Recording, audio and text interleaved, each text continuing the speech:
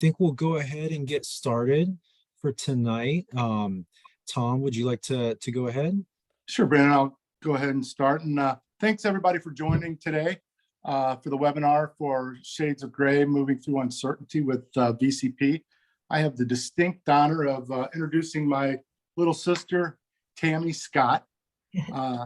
So Tammy was born the sixth child of the DeWald family, 5 boys before. So she grew up right when we moved to Arlington, Virginia, and didn't miss a beat. Taking some grief from the boys, but also learning to excel in sports and some other things. So any trouble that you can imagine 5 boys would give her, Tammy was had the ability to give it right back plus some. I think that prepared her for later in life. As I said, the sports, she went on a scholarship to Lindenwood University and played softball there. After that, she put herself through Washington University to get a master's in social work. Early on in her career, she started out specializing in children and families before moving on to adults and working in nursing homes and trying to help people remain independent and stay in their homes for as long as possible. Over the last 10 years, she's worked in caregiver support programs, helping the caregivers take care of themselves while also helping them last longer in their roles as caregivers. As we all know, this can be very, very difficult on a multitude of events, whether that's your economical, your mental, your physical states, and it really takes a team in order to get things through. So she's here today to give us her 28 years of expertise in the field and tell us ways that we can all work together to help us all be better at making sure that we remain independent and in our homes for as long as possible. So with that, turn it over to you, Tammy, and thank you so much for doing this. Okay, thanks, Tom. I did give Tom a little bio. I will leave it all up to you to figure out what part that I gave him to read and what part he came up with on his own. So I did not put all that together, but yeah, so I am a licensed clinical social worker, have been working with folks for a long time, and I hope to share some information with you all today that may be helpful. So kind of the beginning, I'm going to go through things a little bit quickly because we have some good meaty part of things that I want to discuss and leave time open for everybody to ask questions as we go along. I do encourage you to stop me or ask questions or make comments, but I'm going to kind of go through a little bit quickly at the beginning, and then you know, we'll have a little bit of kind of heavier content. But I just wanted to start out with a couple of disclaimers and say that even though I have a background in this, I don't have all the answers. Everybody's situation is different. We are learning a lot every day. And so we're kind of learning together as we go through this. I do have a conflict of interest. So lots of times whenever people are giving presentations, they're talking about, you know, financial gain or, you know, they got sponsored. That is not the case for me, but my disclaimer is that Tom is my brother. And so take that for what it's worth, good, bad, or otherwise. But it also means that I have a personal vested interest in this and making sure that he's okay and doing what I can for everybody else that is going through similar experiences and wanting to do my best to help you all. So that is my conflict of interest. And then I also just kind of want to note that all of this is difficult. Life is difficult in and of itself.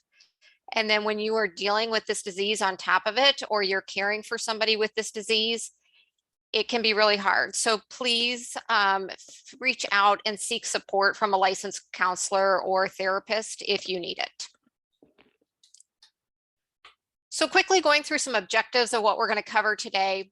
We want to talk about issues that you're currently dealing with, and as well as planning for the future of what VCP disease might look like for both of you, both the care partner and the person with VCP disease.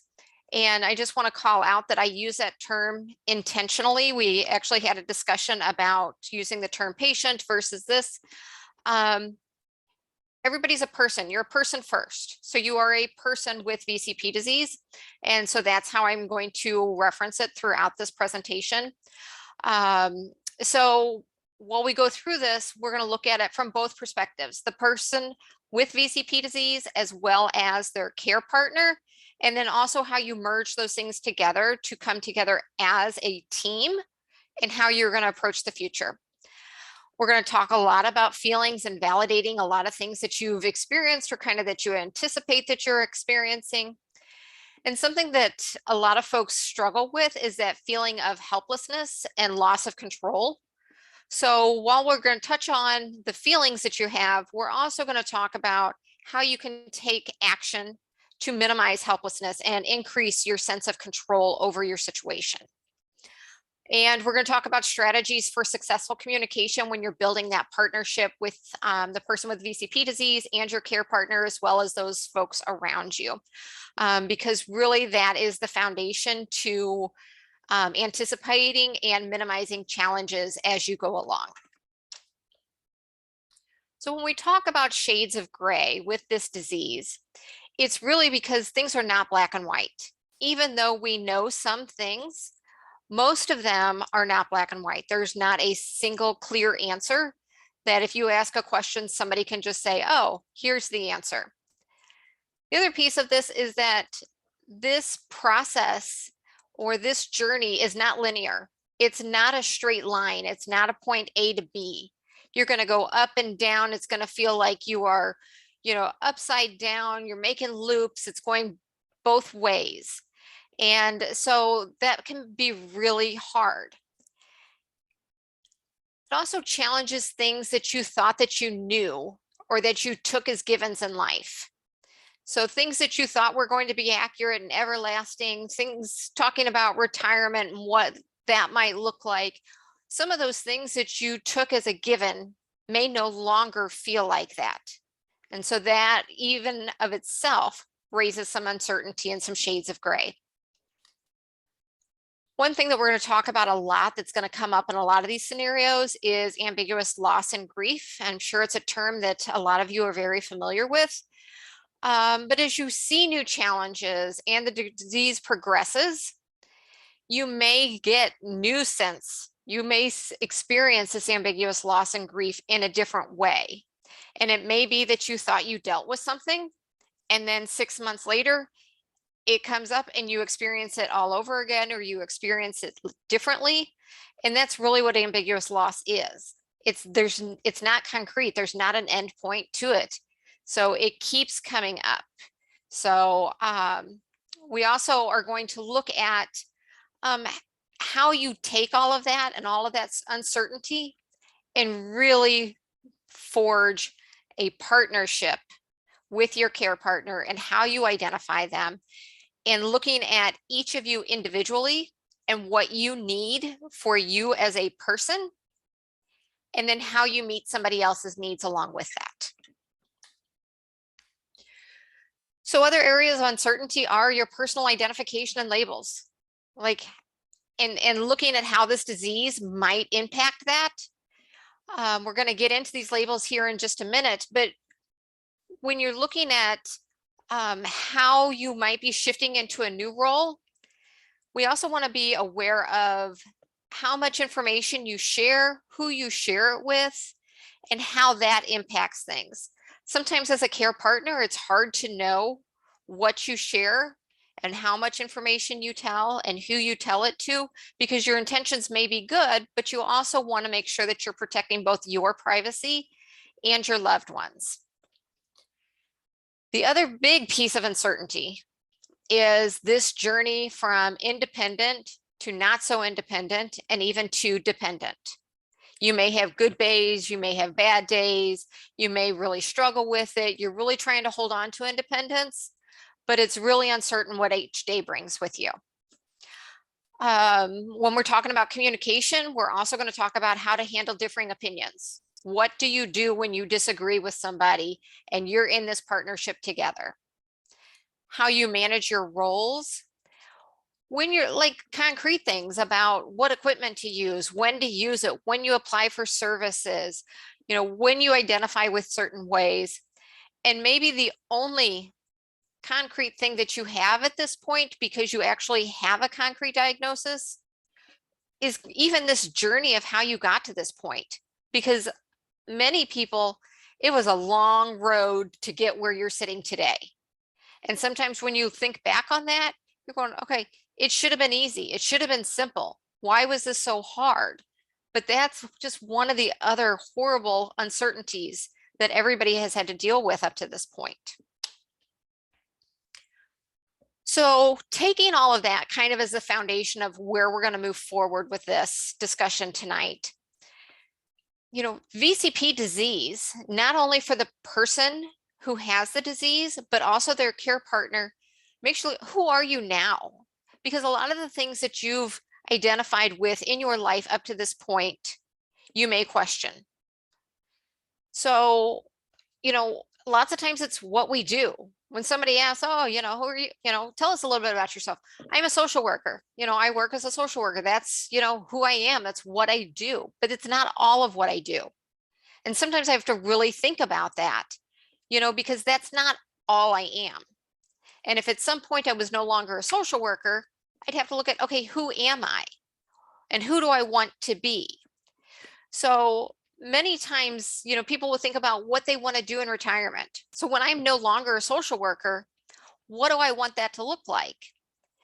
And that is a very different scenario than what many of you have experienced, because you didn't get that choice. And so because you don't have that choice, you have to really work even harder of what you want to do to identify yourself. Now that you're in these circumstances, who are you? And what roles are you functioning as? So I might also say, you know, I'm a mother, I'm a sister to a really obstinate, stubborn, hard to deal with older brother who thinks he's funny lots of times and he's really just not. But I'm so much more than that. Am I still that? Am I a spouse still, even though I'm shifting into a care partner role? So really look at those roles and how you've identified yourself over the years. And is that true? And one of the harsh realities is sometimes that leads to victimization. This disease can put people into a stance of being a victim to this disease or being a victim of the circumstances. And that is in a lot of, I mean, that's true. You did not choose this. You did not get to participate in this. But a quote from Bruce Campbell, who is a person who has a different rare disease, and this really resonated with me and really kind of tries to reinforce this. You have a rare disease and you now have to make a choice. Will this disease define who you are, or will you yourself define who you are? And that's really that underlying discussion about control and helplessness and making choices. And even though the harsh reality is these things are very real, you didn't get a choice. These are the circumstances. Moving from those feelings of loss and ambiguous loss and grief to a stance of control and action. Okay. Who are you now? What roles and labels do you identify with? What is still important to you that you want to keep going and keep doing? And this third bullet, I will step out and say that when I reviewed this again, I think this is the most confusing, jumbled words I've ever put together. But what I was trying to convey by this third bullet is sometimes care partners don't identify themselves as that. And so we really looked at, and especially if you're in a spousal relationship or something like that, where you're going, well, I signed on for this. I'm just here taking care of them. This is my loved one, and I'm going to step in and do whatever they need. And so sometimes care partners don't identify themselves as that because they hang on to that original role. But what I want to challenge you to do is look at what those original roles would be and how that relationship would look like and what those tasks would look like, and see if what you're doing falls outside of that, so that you identify yourself as a care partner, because that becomes part of who you are, but also shifts how you manage those tasks and being aware of that role as it overlaps with your other role. I also really want to highlight that it is an honor to be chosen to be somebody's care partner. So with all of its duties and with all of its responsibilities and all of the struggles and challenges that come with that, that means you were chosen. It means something about you fills the need that they have. And so it is important for you to recognize that and to embrace that role. So with all of that, you may be at a point where you need to rediscover or reinvent who you are and who you want to be. And when somebody asks you, tell me a little bit about yourself and what you want to convey to them. So it's important with all of those things that we just touched on to recognize those emotional pieces, to recognize that ambiguous loss, to recognize if you are a care partner, the feelings and emotions that motivate you to step in and help somebody. And some of those feelings are really good. You love them. You want to take care of them. You want to honor them. You want to honor your relationship. But there's also some feelings that we as humans, they just happen for us. Sometimes I'm gonna do things out of guilt. And whether it's guilt that, you know, my loved one has the disease and they're experiencing something very different from me, whether it's guilt from the person who has the VCP disease and feeling like they are burdens of somebody else, whether it's anger, depression, envy, sadness, recognize what those feelings are to you related to what you're currently experiencing as far as this disease process goes. Match that up with what tasks you are now doing in your life. So looking at those roles, you know, what are you doing for them? What are you having somebody else do for you? And how do you feel about that? Do you feel burdened? Do you feel like a burden? And where does that come from? And recognizing that will begin to help shape this foundation of a partnership between the two of you to say, okay, this specific piece of it feels heavy to me, and I'd like to do something different. And so that's when you begin to make the connection between the emotions that you're feeling and how you're responding with your actual actions to figure out what you want it to look like in the future, or what you want it to describe about you. The other piece of this that sometimes is overlooked is that we all now have a new opportunity to step in and be advocates, to be educators, to step in and provide outreach. Never, you know, even though I'm in a social work role, never did I think that I would move into an advocacy kind of a role. So this is a new opportunity. And so looking for those ways that we can take this really horrible situation and do something purposeful out of it. And so that's where the action comes into it. And so all of those things as an action, start rewriting your script of when you meet somebody new, what are the things that you want to highlight for them? And then try that out. When you're in new situations and you meet somebody, say those things to them that you thought would convey how you want them to perceive you, or how you want them to perceive your role or this disease. And figure out as you go along, does this work? Does this not work? I liked when I said this other piece didn't feel good. And then rewrite that script until it feels good to you. Also know that it will change over time. So this may be an evolving process for you. So build a tribe, a big, big tribe. So I want to also highlight that just because somebody holds a label, just because I'm a sister, just because I'm a spouse, just because I hold one of those labels, does not mean that I automatically possess the skills, the motivation, the intent to be the care partner, to be the chosen care partner. Some people don't have it in them.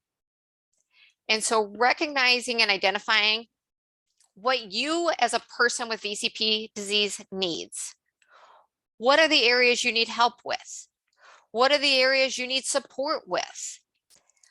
When you think about those tangible things, who are the people that you can identify in your life that would naturally fill those roles because they have the skills and the character traits to do that?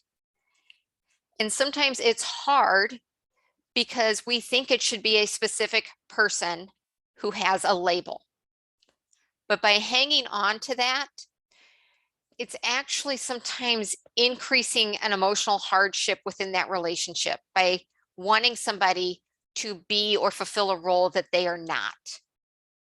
And so if you look big picture and say, okay, these are what you can do for me, but somebody else might fill that role better for these specific tasks, dealing with that ambiguous loss and grief of what you think they should be doing, but then taking action to put these other people in those roles of what you need to do.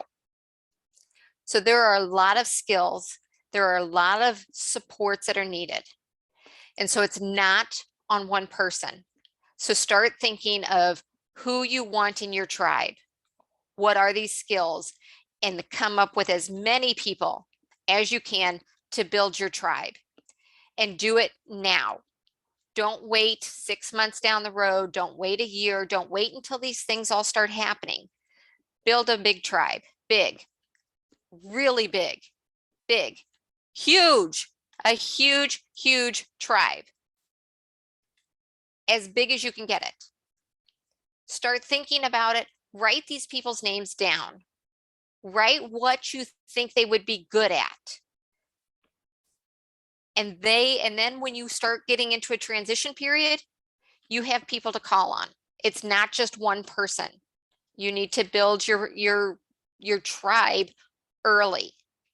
And we'll talk about in just a second a means to help you do that. But again, deal with those emotions about you thought a certain person is going to be there for you and they are not, or they can't, or they won't, or whatever that is, and deal with that and what those emotions are, and again, what that loss is. But then start looking about what you specifically need. What are the services that you need? What are the tasks that you need help with? What are the supports? You need somebody to go to the movies with you. You need somebody to talk football with you. You need somebody to online shop with you. Whatever those things are, write down what those needs are. And then start matching your list of people from your tribe with some of those needs. So that way, when you get to a point, you've already started matching and you're not in a crisis of, oh my goodness, I need this, and not sure what to do. You're just kind of planning for the future. So I think attached to the invite or emailed out to you, there was a PDF. And this is really to capitalize on, when people say, oh goodness, well, let me know if you need anything or if there's anything I can do. And kind of moving that general offer for help into a actionable item. So it goes on both sides. And because sometimes it's hard to ask for help. And sometimes the person offering doesn't know what to do. So this tool is really intended to help move that conversation forward. And I'm going to do my best to kind of move that over here. Can you see that? Can you give me a thumbs up if you see that? Okay, perfect. So over my years as a social worker, the number of times that people have used me as a scapegoat or blamed it on me, whether it was deserved or not, doesn't matter. This will be a time where I will encourage you to say, well, this social worker that I listened to on this webinar said, I need to print 100 copies of this. And when somebody says those words, let me know if you need anything, I am required to give you this form. Okay, because that is going to move these offers of help into actionable items. So what this document or what this form does is just kind of give an overview. And this front part says, okay, here we are, we are dealing with VCP disease. And these may be just some ideas of things that somebody could do to help us.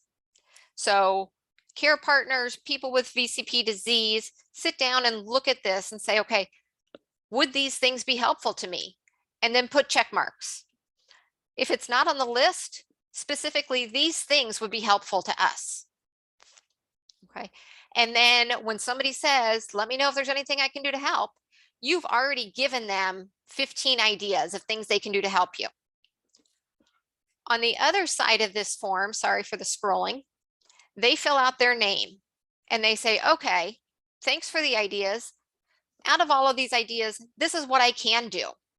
I'm going to bring you a meal 3 times a week on Monday, Wednesday, Fridays. I'm going to go to the store and pick up all your medications for you. It may even be I'm going to pay for your medications for you. I'm going to mow the lawn. I'm going to run errands. I'm going to do whatever it is. And it encourages them to get specific days, times, how much money, what are you going to do? Pay for a house cleaning service. And so some of these are specific to the person with VCP disease and helping them. Some will give the care partner a break. Some will just bring enjoyment. Go watch a movie together, watch sports together, whatever that might be. Then, those are things, tangible things that somebody can do for you. And so that's just one way to move that conversation forward. So if you take away nothing else from all of this, print off 100 copies of that sheet, fill it out and give it out every time somebody offers help. That's going to be building your tribe. They know, and then you get them involved early. So from there, we're going to move on to the next issue that may be difficult. Is again, this winding road of independent to dependent. And it is winding because something you did today, you may not be able to do tomorrow, but then you might do it again in a week from now. But it also maybe harder in 2 weeks.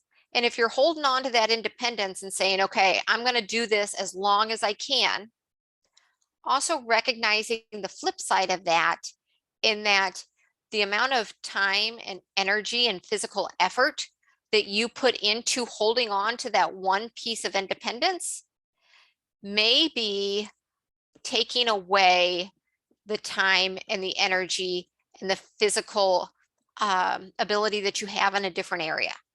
So it's always looking at how do you maximize your abilities for that very moment. So early on, we know some certain things about this disease process. We know that it is progressive. And so from early on, from this minute, sit down as a partnership and talk about what the future may hold, and talk about these scenarios, things that they may need. What do we do whenever we get to the point where you can't bathe yourself anymore? How do we handle that?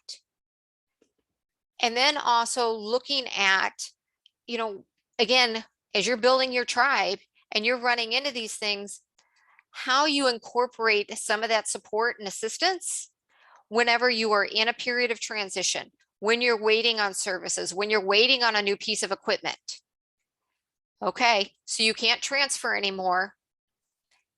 I've got 6 people who said that they would be there for me, and I'm going to call all 6 of them because I might need that much help transferring. But it's having that plan in place so that if these transition periods extend out, or if you cannot get services in place real quick, then you already have a plan of how you're going to attack that.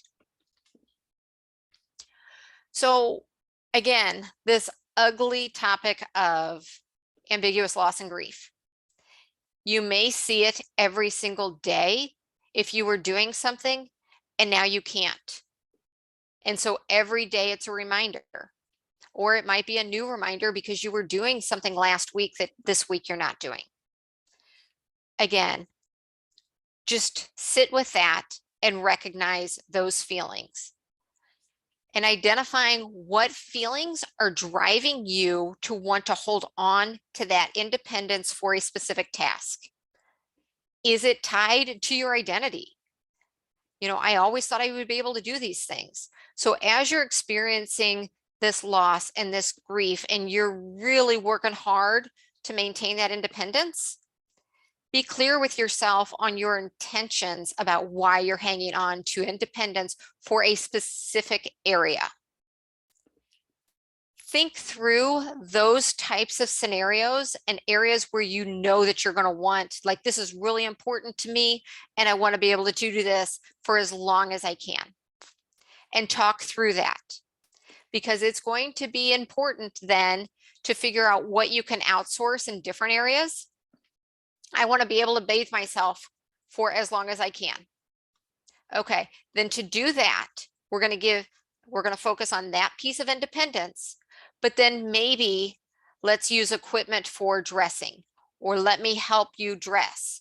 Let me help support these other areas so that one thing that is your priority, we make sure you can do. Something like that. So the cognitive piece of this is understanding what's important to you and how you make that a success, and what you take off of your plate, your care partner's plate, to make sure that you can make that happen. Remember, this disease is a marathon. You've got to plan long term. It's not just getting through one day and it's something's different. So it takes a different approach then to figure out how you're going to do these things. So your action is make a list of these care needs, make a list of these scenarios, decide whether or not you're okay with it being outsourced.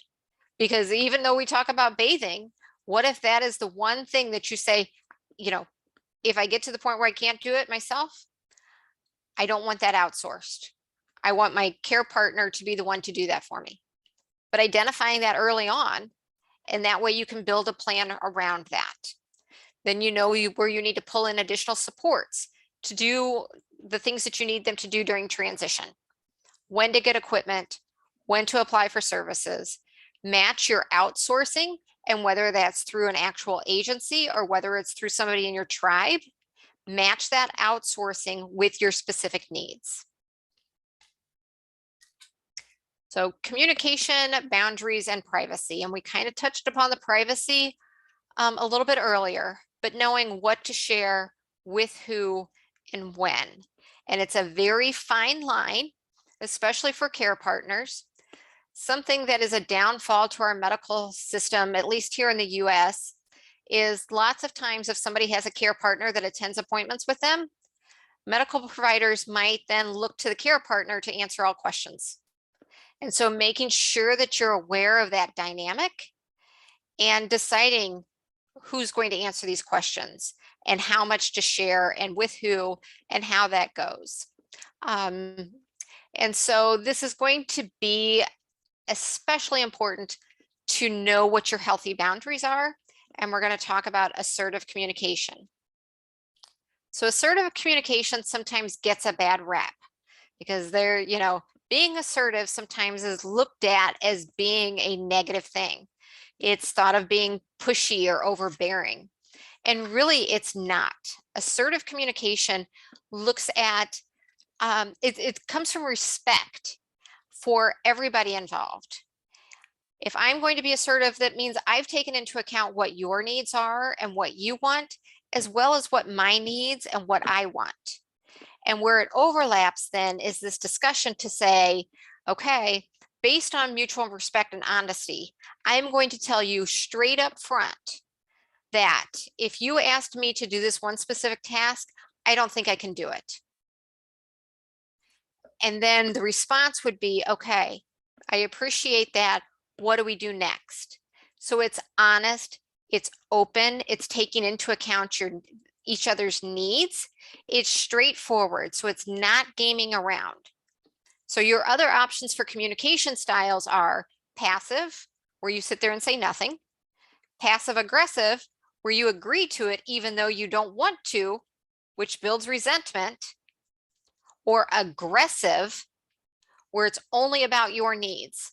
And sometimes that escalates to yelling, that escalates into a dynamic where it's really only one-sided. So when we talk about assertive communication, It's really coming from a point of view of honesty and being straightforward and based on mutual respect. So that's kind of our goal in all of this, and what, when you're developing that plan between care partner and person with VCP disease, that's where you want to practice coming from. So this ties directly into our boundaries. So boundaries are about knowing who we are and what it's possible for us to do. They are not about getting somebody else to do something. It's not about saying, well, I'm not going to do this because that means they are going to have to do it. That's not what it is. So a boundary is saying, you know what, that's outside of my comfort zone. I can't do that for you. And it comes again from a place of respect for each of you. It's also a form of self-care. It allows you the opportunity to say no if it is outside of that comfort zone. And your boundaries can be about anything. I need to stick to a bedtime because I need 8 hours of sleep. So I need to turn my phone off at this time, so I can't talk. Those are self-care boundaries. And they are crucial for these meaningful, healthy relationships whenever you're talking about something as serious as somebody's care needs over the course of your lifetime. You need to be able to express yourself clear and honestly. And it's really based in your values and your desires and your limits. Know what you're capable of doing, know what's outside of your comfort zone, and then communicating to somebody. And especially for the circumstances related to VCP disease, you have not been given a lot of choices in all of this. There's a lot of areas that you can't take control. So when you really look at what is important to you and where you can set these boundaries, then you can at least have a little bit of control to know where you're going to go from here. So next area is to help or not to help. This is really hard for care partners. When do you help? When do you let somebody struggle? When do you let somebody try to remain independent? All the emotions that we talked about. We feel guilty. We feel like if we sit there and we watch somebody struggling, that it's in our human nature where we need to step in to take that struggle away from somebody. So there's emotions driving your desire to help. There's also emotions from the person with VCP disease that drive them to decline the help. And so understanding what those are and the reality that responsibilities and demands can shift your focus. So when you ask for help, when you give help, when you accept help is a balancing act. And that's why that assertive communication and boundaries are so important, because you have to be able to do this dance to say, okay, yesterday I let you do it, but today it looks like it's a safety risk. And so I need you to honor that I need to step in today.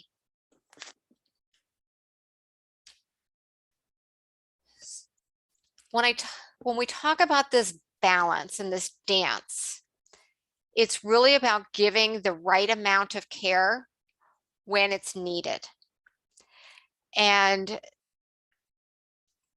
because of the emotions that come in, because of the guilt that we have, sometimes especially care partners overhelp. And so it's important to recognize the feelings, like when you're done at the end of the day, do you feel drained? Do you feel unappreciated? Are you resentful? Again, when I talked about that passive aggressive communication, are you resentful for that? So recognizing where you're feeling about your role as a care partner can help you identify if you are giving the right amount, or if you are, kind of one of the buzzword terms is enabling. But it could just be that you're over giving. Giving of yourself is an act of love. It's positive emotions, both for the person doing it, giving, and the person receiving. And so those are the primary feelings that you want to experience within this relationship. So if you start to skew to a different end where you're feeling more negative feelings, Then introduce this into the conversation and figure out where you need to adjust. So if we stick with the term of enabling, which I'm not sure that I like in this context, but it's what we're going to go with for right now. Recognizing that it usually comes from a place of compassion and love. We feel bad. It's often done to protect somebody from distress, but for care partners, it also protects us from seeing somebody in distress. So sitting there watching somebody struggle is really hard. And so to save ourselves those really hard feelings, we step in and take that away. But also knowing that when we step in and take that away, we're taking away that opportunity for independence if they can be independent at that moment. So it shifts. And so you have to be really flexible with this. We also see enabling just because it's a time saver. We've all done it. If you've got kids, you've done it. In most of our relationships, we've done this. Sometimes it's easier just to do it. But also knowing and recognizing, okay, I'm going to do it in this one circumstance, but I'm recognizing that I'm doing it as a time saver rather than because I'm going to consistently take away that opportunity because it's easier for me. And again, when we talk about that kind of assertive communication, but recognizing that piece of us, we want it to come from a feeling of, from a stance of respect for both people. So questions you can ask yourself, are my actions helping the person with VCP disease to feel more self-empowered? Am I contributing to that?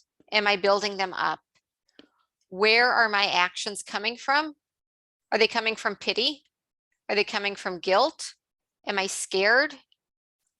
And sometimes those feelings are absolutely on point accurate.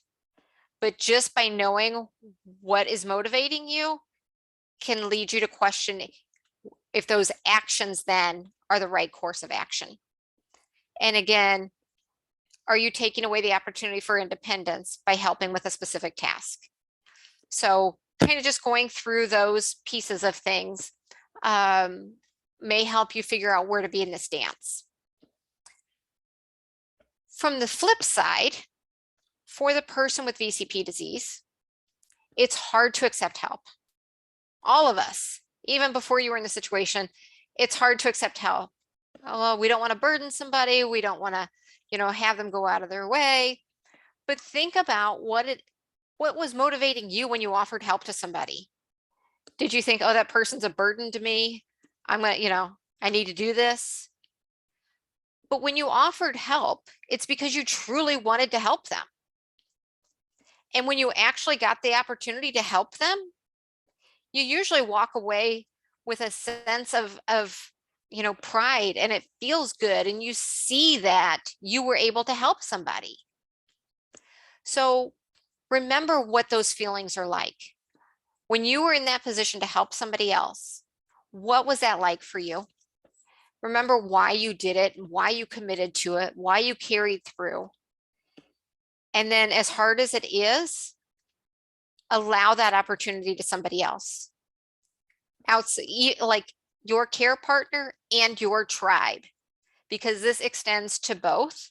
Because sometimes it's easier to just let your care partner do it because you have that close relationship and you're going, okay, well, I'm going to let them do it, but I'm not going to let anybody else help. It needs to be extended to your entire tribe, because the fact that somebody is offering to help you and they're willing to step up, they want that opportunity. So let them express concern, let them offer help, let them be there for you. Because again, this is a marathon. This is not a sprint. You can't rely on one person 24/7 to do these things. We need to have as many people in your corner as we can. By allowing help, it reduces stress on the part of the care partner as well as the person with VCP disease.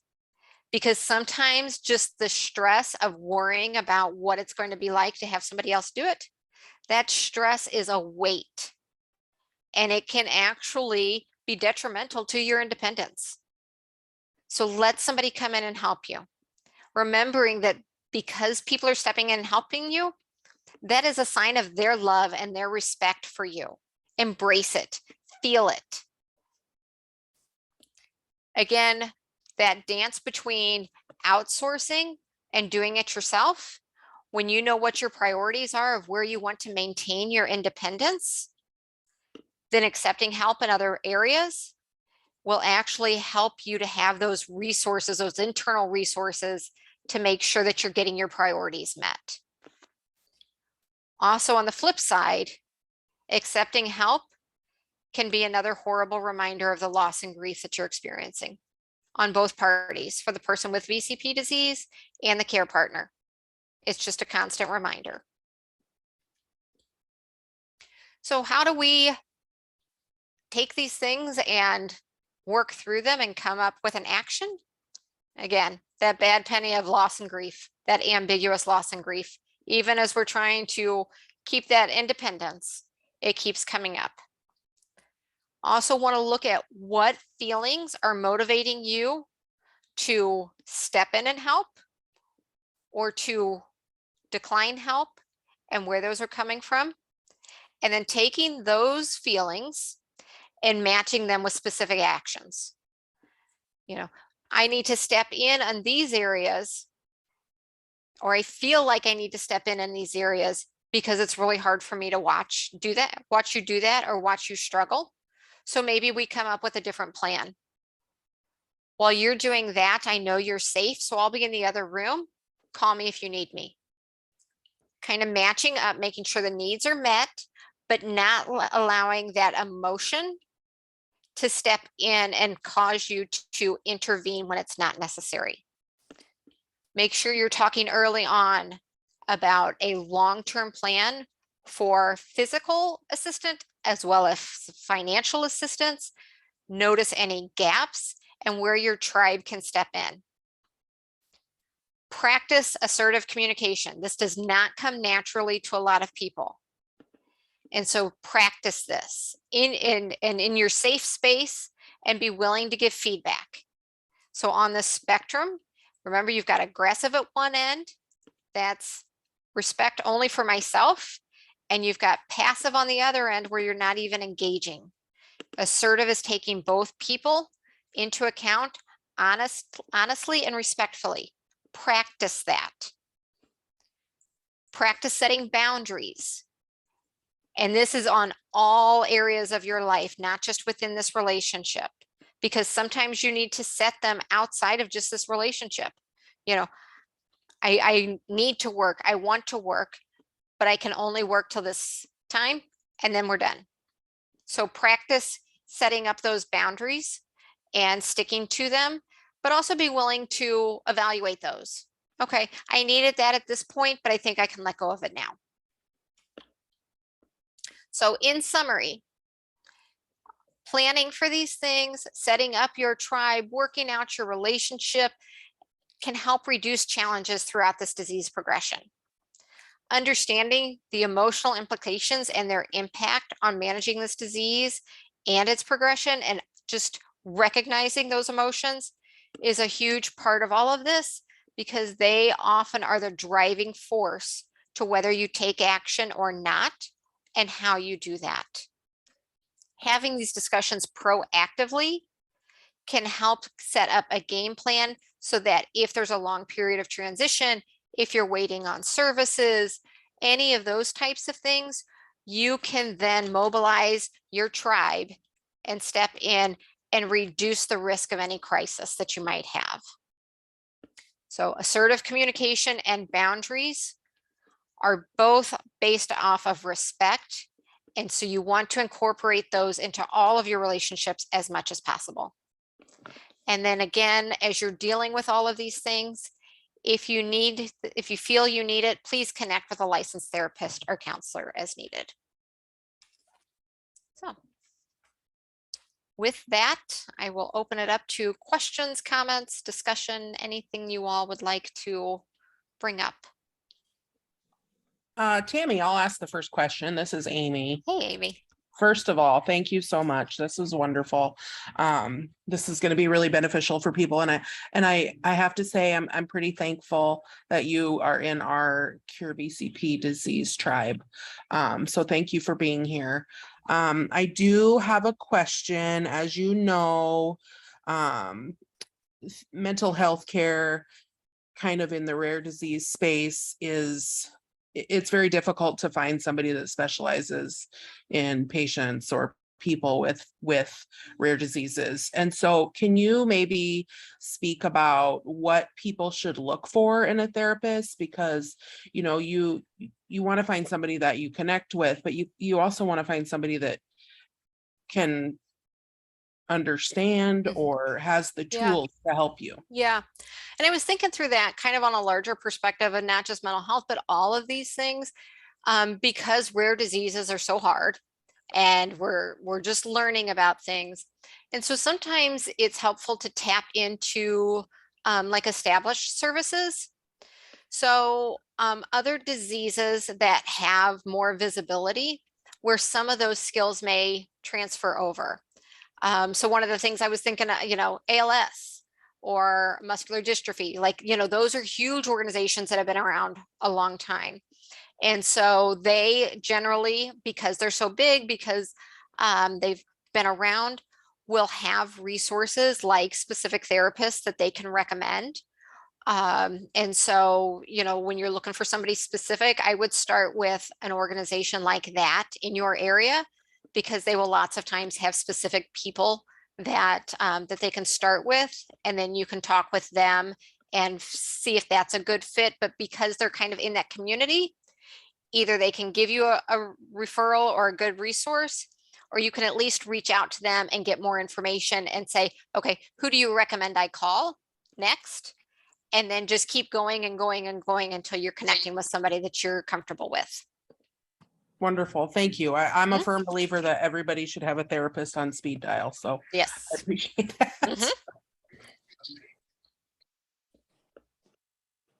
So I've got a question here, and I think many in the VCP community and caregiver community have talked about this, but I'm curious on your take, and you might not have the best answer, but related to your points on labels that we have and privacy and setting boundaries, all of those I think are very related, but especially when it comes to those of us caregivers, but also patients especially, who are still working and I think are having to manage multiple labels.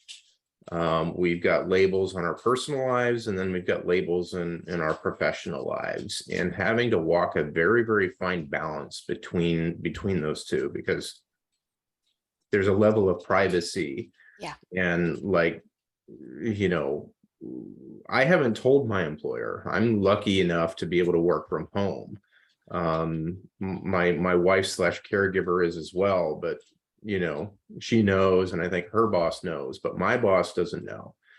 And having to dance around that, because there could be some very real consequences if, maybe my actual situation got out. Like if I told them what my diagnosis was and they were to Google it, go to Cure VCP and see that, oh, frontotemporal dementia is a possible symptom, even though I don't have that. I am forever, in their eyes, possibly labeled as having that, and therefore, I worry about my credibility with my employer.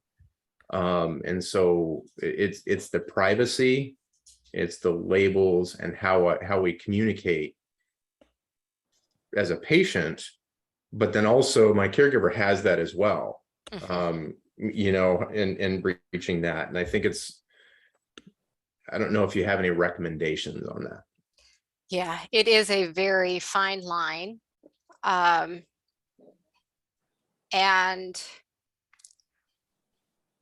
I guess really the only thing that comes to mind is, in a work environment, focus on your specific work duties, and be mindful of making sure that you're fulfilling your work duties. And if you get to that point where that may come into question, then figuring out who you can trust and even talking to an attorney to make sure that you've got some protection. Because even though, just because it is a possibility down the road, doesn't mean that it's going to happen, like you said. And just making sure that there is no backlash, you know, from an employer.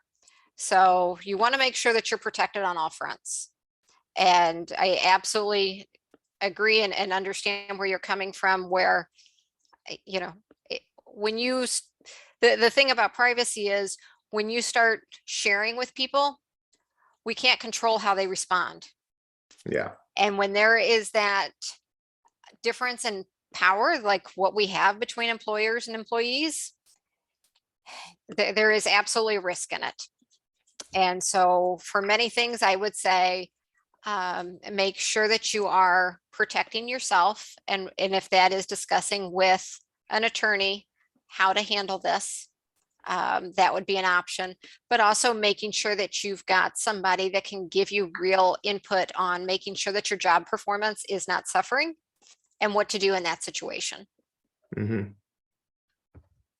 And I recognize that was probably not a good answer and really kind of very vague and ambiguous.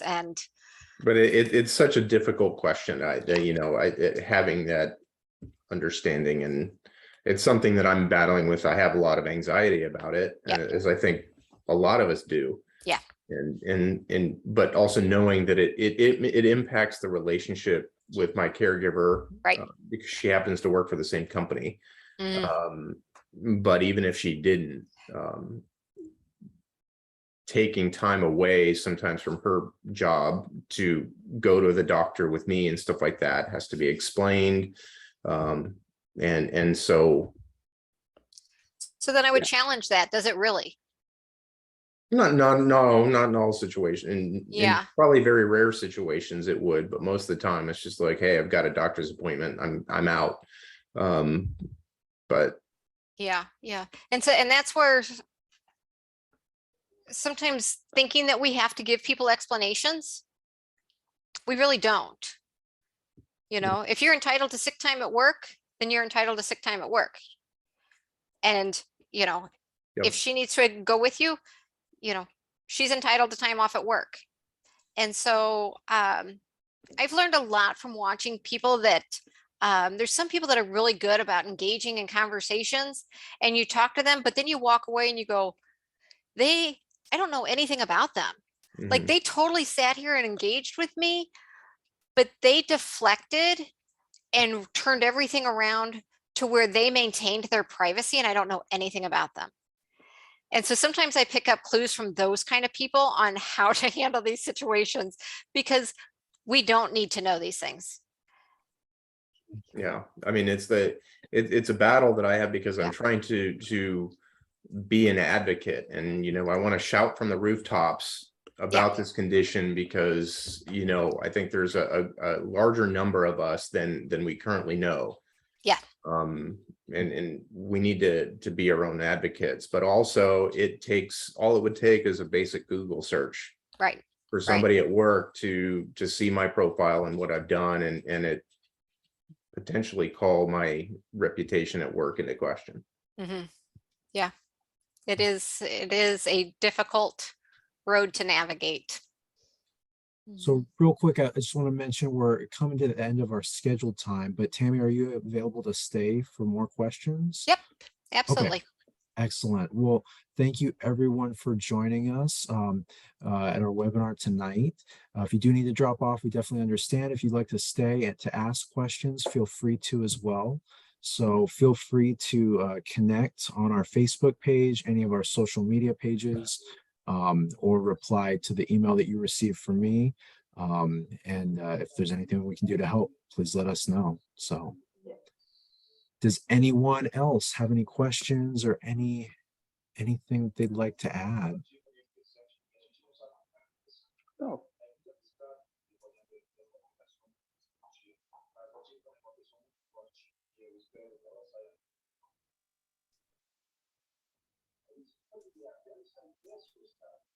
I would just like to ask Tammy, do you really think I'm not funny? Absolutely, without a doubt. It's the only thing I'm sure of.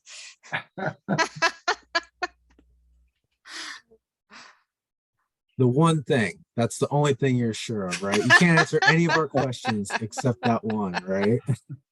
Okay. All right. Well, if there aren't any other questions, we'll go ahead and end things for Hold on, tonight. Eduardo lit up a second. Eduardo, do you have a question? Um, this topic is very interesting, and there are a lot of information, suggestions, and reflections to do.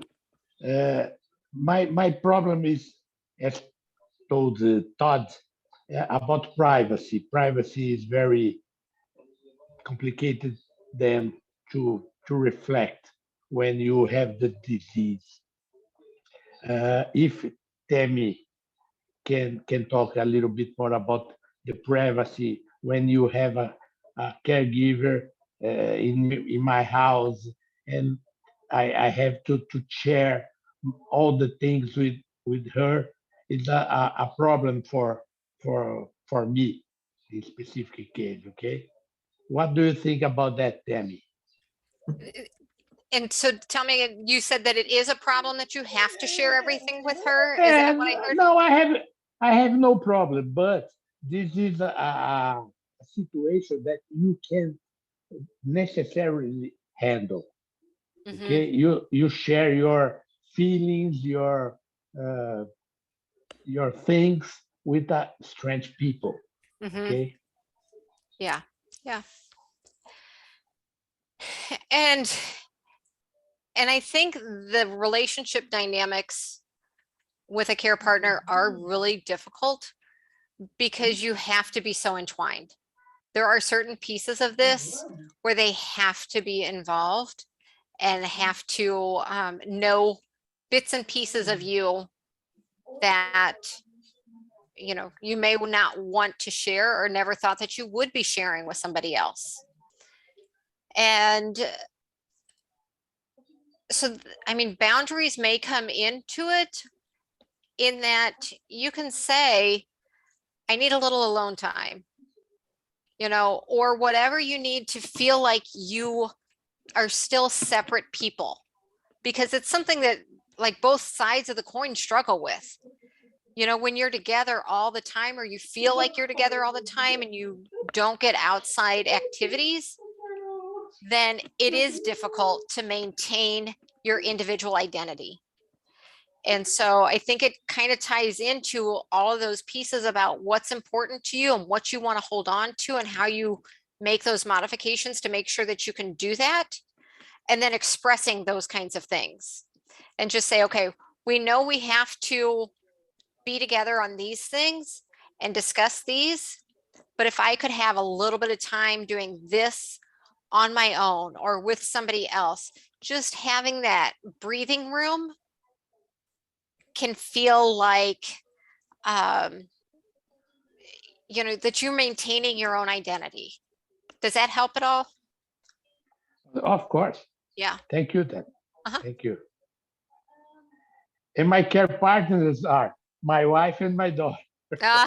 And my tribe is increasing.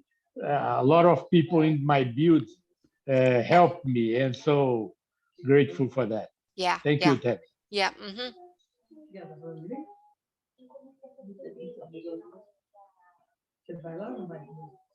Thank you. Anyone else have any questions? Don't be shy.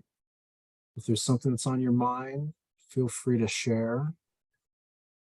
Tammy, I have a question. Uh-huh.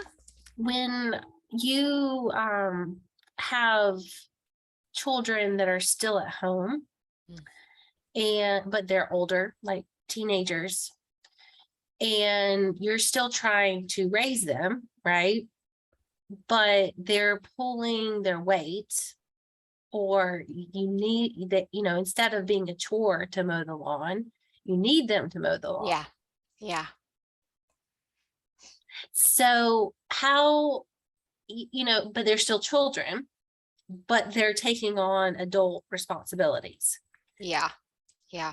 How do you have any thoughts on navigating that? Yeah. And it's really going to come down to each individual Mhm. child and how they can manage kind of that dual role.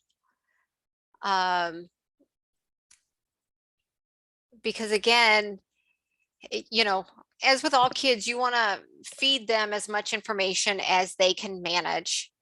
And, you know, even as they're getting older, sometimes they can or cannot handle this information.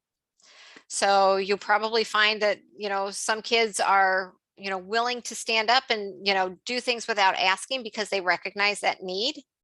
And others, you know, you still have to tell them. And so being as concrete as you can, which I get is a little contradictory to what I'm saying about all this uncertainty, but being as concrete as you can and moving it from an optional chore to, as a family unit, we all have to work together to make things function as we need it to. And so in order to do that, you know, these are the things I need you to do. And even if you just, you know, like a chore list, but sometimes if they need it that concrete, then that can help them. But then even taking it a step further to help them make that connection between their contribution and how that impacts you and their dad. By you cutting the grass for us and not even having to be asked, then I can focus on these things.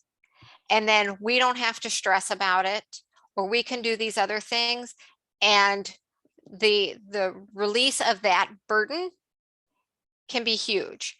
And so sometimes it's just kind of calling to whatever their motivation is to help or not to help, and helping them make a connection between their action and the consequence, the positive consequence that it brings for all of you. One of the things that I've been thinking about recently, though, is recognizing that children who have parents that they're either, even if it's from a single home or from, you know, cancer, or parents that need more contribution from them, that they have to develop a little differently at a Yeah. different rate than their parents Yes. or Yes. their peers. Yeah. And so one of the things, when the oldest, I was talking with him and I was like, you know, I just realized that, you know, your maturity has been at a different rate than a lot of your friends Yeah. and your peers. And so I don't know how, you know, he was 18, but with the younger ones, I'm like, I wonder if I need to kind of recognize that with them, or kind of Yeah. bring the attention to that, or if it's not. I mean, I know it's navigating, but I just kind of I just thought Yeah. that it was an interesting dynamic for rare disease families. Yeah, absolutely. And kind of some of the same strategies that we talked about Mhm. before, like during this, we would want you to apply that to and understanding your emotional motivation of what, like how you're perceiving them and what this means for them. Because sometimes we're feeling like, you know, because some people would say the fact that they have had to mature faster, they might look at that as a negative thing. But other people are like, that is a really positive thing, that they will carry on into adulthood, that they, you know, recognize this need, that they are responsible. And so just because their life looks different than other people doesn't mean that it's a bad thing. And sometimes it's just we have this expectation of, as parents, of what we think our kids' childhood is going to be. And so when it's anything other than that, it brings us concern and worry. But lots of times kids don't even realize that. So it's kind of figuring out, do they see it as an issue? And if so, why? and then working through that. And you may be surprised that they don't even see it as an issue. Or maybe So, they did.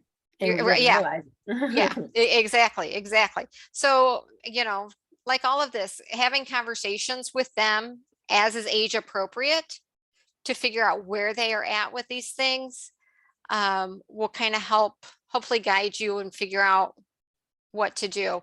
But also, again, challenge yourself to really look at, is it a bad thing? You know, just because it wasn't what we thought, you know, is this a bad thing? Or is this actually opening up opportunities for them that they may not have had? Again, they probably talk about disease and advocacy and other things with other people that we never would have thought about. And so it may be developing strengths in them in other ways. But I'd certainly encourage you to have a conversation with them and find out where they are coming from on all of this. Can I say something? I'd like to speak to Allison's point and just to encourage you, Allison, that, you know, with my 4 kids, because they were homeschooled, we kind of went over as a tribe to help my dad. And so, and my mom to help her as a caregiver. And so they learned things. They grew up fast, but then when they went off to college, you know, people look to them like leaders, like, oh, you know how to run a household, you know how to do this, you know how to do the laundry. I remember, you know, Nicholas saying, oh my God, people, the whole floor is asking me how I run the laundry, you know, and he says, I think I should start charging. So I think, you know, there are other times in their life that they're going to take those skills that they maybe were hard to learn in the environment of caregiving and whatnot, but they're going to be rewarded greatly and looked at as role models in ways that we might not ever imagine. Thanks, Kimmy.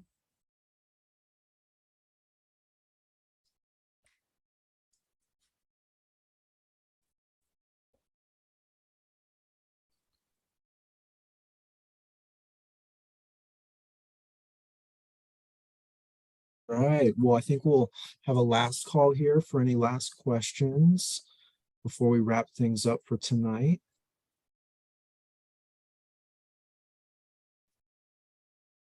Thank you so much, Tammy, for did you have something, Eduardo?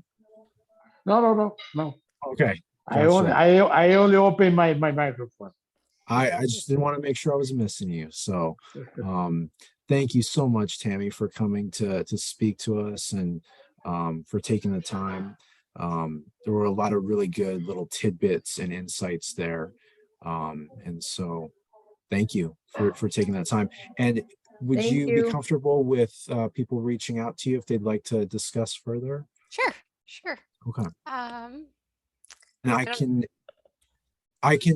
you can put your email in the chat, or if anybody would like to reach out to Tammy to discuss further, please feel free to just respond to the email that I sent you, and we'll get you connected. So if there's no more questions, thank you, Tammy, and thank you everyone for joining tonight. And we hope to see you all soon. Thanks very much.